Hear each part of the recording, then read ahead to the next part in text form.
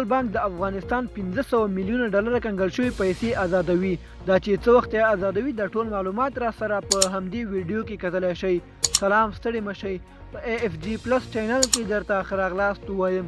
AFG پلس چینل تل ستاسو په چوپړ کې، همدا اوس در سره چینل سبسکرایب کړئ.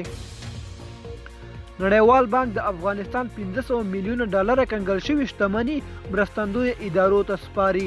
نړیوال بانک د داسې یوې طرحې د جوړولو په وروستي پړاو کې دی چې پر بنسټ به یې افغانستان سره 500 میلیونه ډالر کنګل شوی مرسته د مرستندوی ادارو په واک کې ورکړل شي. رویټرز خبري اژانس د سرچینو له قوله وایي د نړیوال بانک ویان تایید کړی ده چې د دې بانک اجرایه بورډ نن سه شنبه غونډه کوي او په دې غور کوي چې د افغانستان د بیا رغونې صندوق پیسې افغانستان کې د بشري مرستو لپاره د ملګرو ملتونو بنسټونو ته ورکړي، خو ملګرو ملتونو په دې اړه څه نه دي ویلي.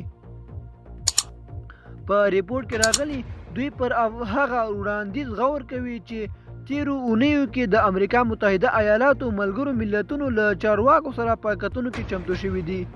دوستانو، زموږ د نن ورځې خبر تر همدې ځای وو. د نورو تازه خبرونو لپاره زموږ یوټیوب چینل در سره سبسکرایب کړئ. والسلام.